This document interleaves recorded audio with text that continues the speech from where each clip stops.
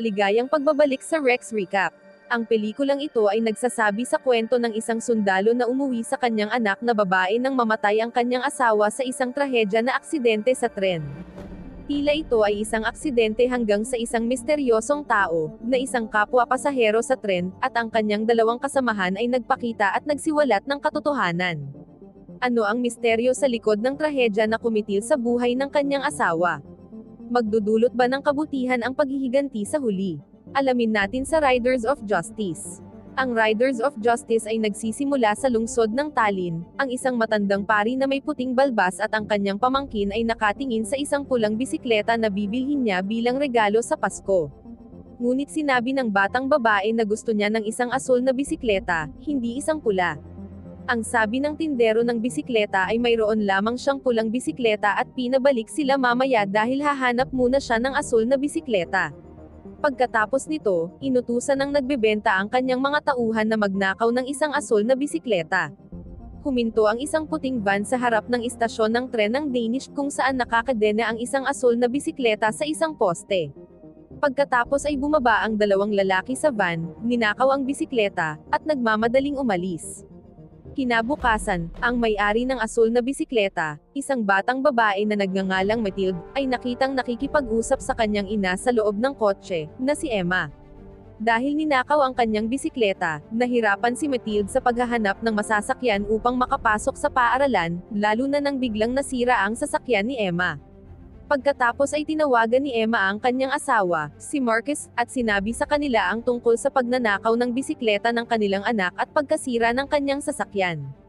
Sinabi ni Marcus na isang sundalo na naka-duty sa Afghanistan, na naantala ang kanyang pagbabalik ng 3 buwan dahil kailangan niyang sumailalim sa pagsasanay sa militar. Tila nadismaya si Emma nang marinig ang balita ng pagbabalik ng kanyang asawa, na kailangan pang ipagpaliban. Pagkatapos noon, nagpasya siyang ihatid si Matilde sa paaralan sa pamamagitan ng tren. Sa ibang lugar, dalawang lalaking nagngangalang Otto at Leonard ang gumagawa ng mga presentasyon sa kanilang mga nakatataas.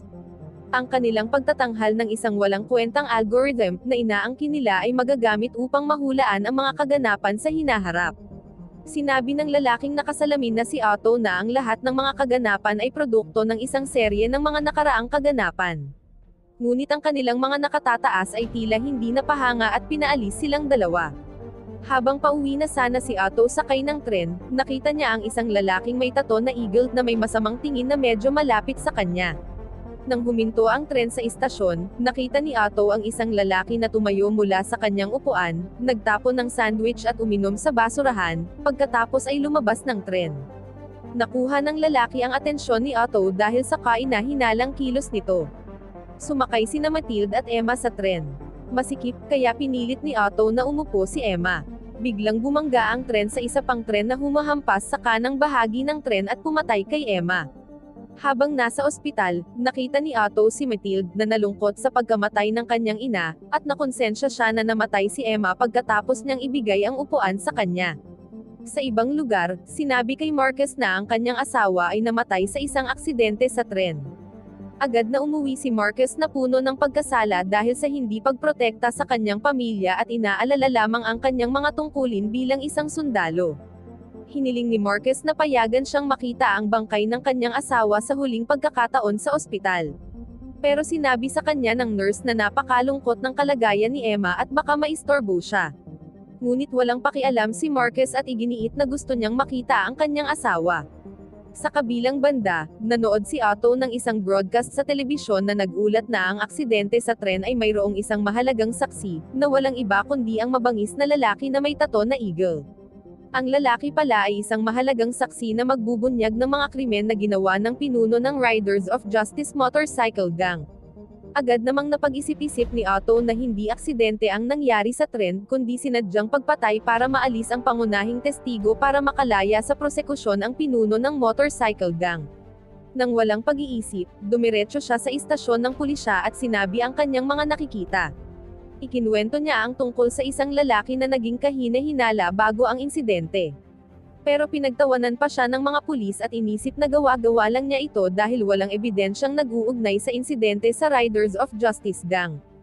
Hindi nakatanggap ng tugon, nilayon din ni Otto na imbestigahan ito mismo at humingi ng tulong kay Leonard sa pag-hack ng server at pagkuha ng CCTV footage sa tren bago nangyari ang aksidente.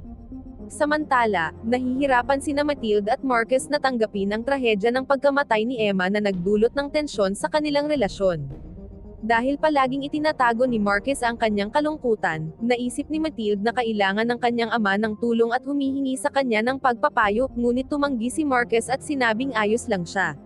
Pinuntahan ni Otto at Leonard si Marcus at nakipagkita sa kanyang tahanan para sabihin kay Marcus na ang aksidente sa tren ay hindi nagkataon lamang, ngunit ito ay isang sinadya na pagpatay upang maalis ang isang pangunahing saksi, na magbibigay ng testimonya at ebidensya para mapunta ang pinuno ng gang ng Riders of Justice sa kulungan.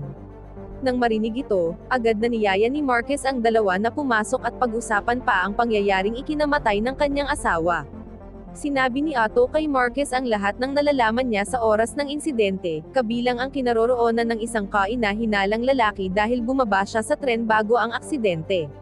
Dahil alam niyang hindi aksidente ang pagkamatay ni Emma, determinado si Marcus na hanapin ang pinaghihinalaang pumatay at ipaghiganti ang pagkamatay ng kanyang asawa. Hiniling din niya kina Otto at Leonard na ibunyag ang pagkakakilanlan ng lalaki at alamin ang kanyang kinaroroonan. Pagkatapos ay pumunta si Otto sa kanyang kaibigan, si Emmett Taylor, na isang bihasang hacker. Pagkilala sa mukha gamit ang advanced na facial recognition software ni Emmett Taylor, sinubukan ni Otto at Leonard na kilalanin ang kaina-hinalang lalaki na umalis sa tren ilang segundo bago ang aksidente. Dahil hindi nila mahanap ang liwanag kapag ang accuracy rate ay 99%, hiniling ni Otto at Leonard kay Emmett Taylor na ibaba ang facial recognition threshold sa 95% accuracy at maghanap ng mga tugma na may Danish na address. Bagamat medyo delikado dahil natatakot siya sa maling tao, sinunod ni Emmett Taylor ang hiling ng kanyang dalawang kaibigan at sa wakas ay natagpuan niya ang taong may pinakamataas na porsyento ng mga laban sa Denmark, na si Paul Olesen, na walang iba kundi ang kapatid ng pinuno ng Riders of Justice Motorcycle Gang. Sa kabilang banda, mukhang nag-aalala si Marcus na nasa bahay dahil hindi pa umuuwi si Matilde kahit na gabi na. Hindi nagtagal, sa wakas ay umuwi si Matilde kasama ang kanyang kasintahan.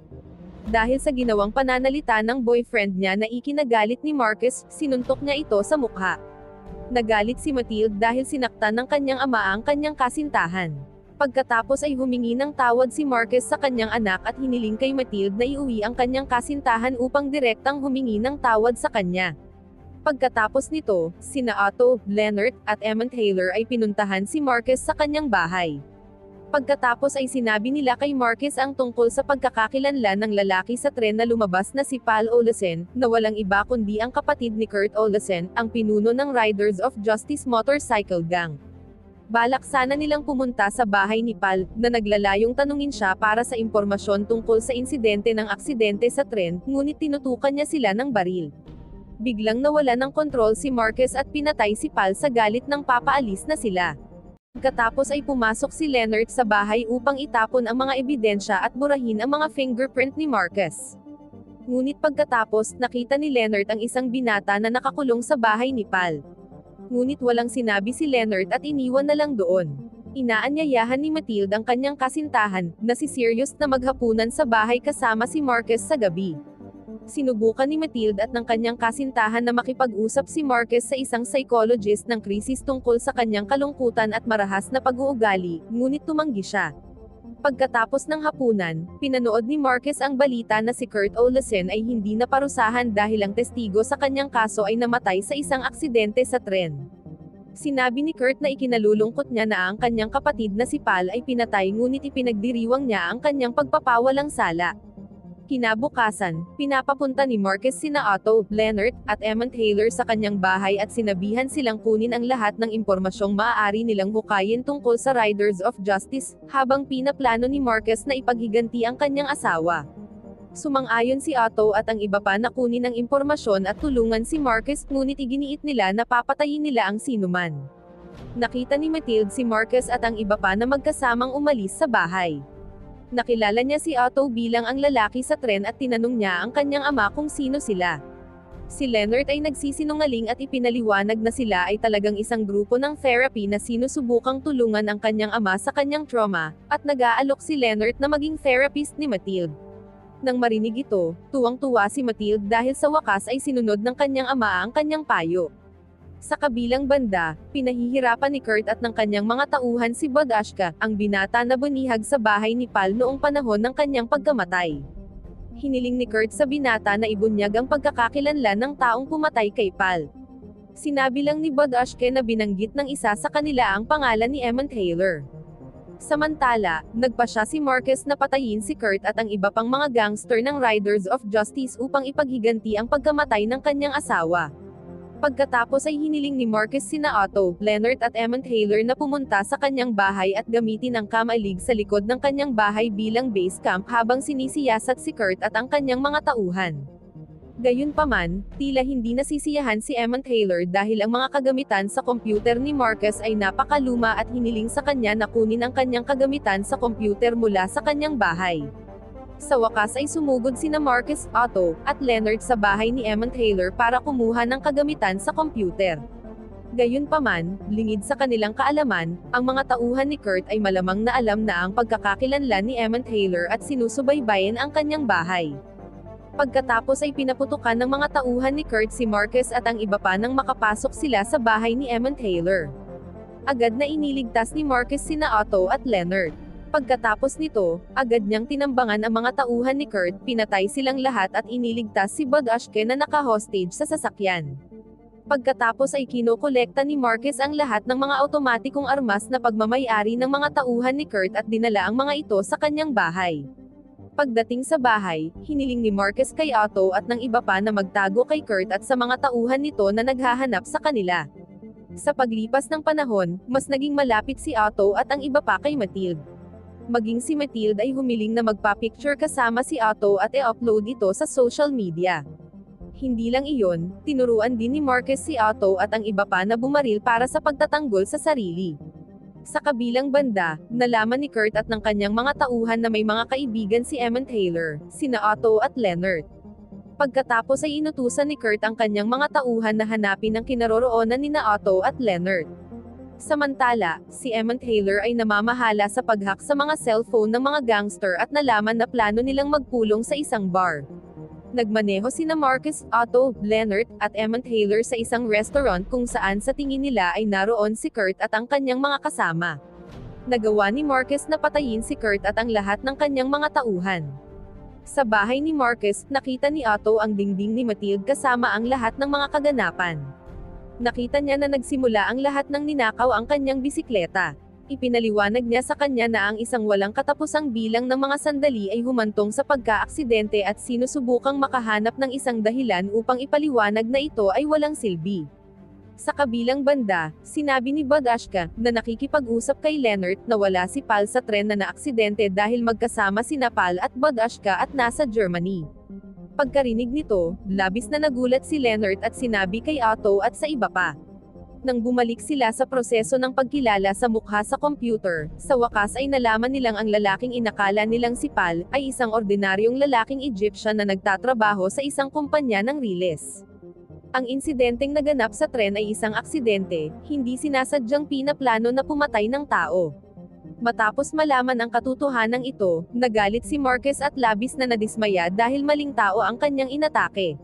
Nadaig niya ang pagkakasala, na dumami upang maibulalas ito sa pamamagitan ng pagsira sa mga bagay sa paligid niya. Sa ibang lugar, nakakakuha ang mga gangster ng Riders of Justice ng impormasyon tungkol kay Otto sa pamamagitan ng isang post sa social media, at nagmamadali silang hanapin ang lalaki. Nahanap ng Riders of Justice ang kinaroroonan ni Sirius. Ang taong ito ay nag-upload ng larawan ni Otto kasama si Mathilde sa kanyang social media at pinilit ang binata na ibunyag ang lokasyon ng kinaroroonan ni Otto. Kinabukasan, ang natitirang gangster ay gumagamit ng impormasyon mula sa social media ng kasintahan ni Mathilde at inaatake ang bahay ni Marcus. Ang ilan sa kanila ay nasugatan, si Mathilde ay na-hostage, at si Marcus ay dinasarmahan ng Riders of Justice. Sina Otto, Leonard, at Emmett Taylor gamit ang pagsasanay sa sandata na itinuro sa kanila ni Marcus kanina, tinambangan at kalaunan ay napatay ang gangster, na iligtas sina Marcus at Mathilde. Ang eksena ay lumipat sa pagpapakita ng kapaligiran ng Pasko kung saan ipinagdiriwang nina Marcus at Matilde ang Pasko kasama sina Otto at ang iba pa at nagpapalitan ng mga regalo. Mukha silang masayang pamilya. Nagtatapos ang pelikula sa pamamagitan ng pagpapakita ng pari na nagbibigay ng asul na bisikleta, na walang iba kundi si Matilde, sa kanyang pamangkin bilang regalo sa Pasko. Ang moral ng pelikulang ito ay huwag kumilos ng padalos-dalos kapag may gusto kang gawin. Maglaan ng oras upang mag-imbestiga at mag-isip tungkol sa maraming bagay bago magpasyang kumilos. Kung ang ating mga desisyon o aksyon ay hindi naaayon sa katotohanan, ang mga kahihinatnan ay maaaring maging lubhang nakamamatay. Wow naman! Doon nagtatapos ang pelikula mga idolo, salamat sa inyong panonood.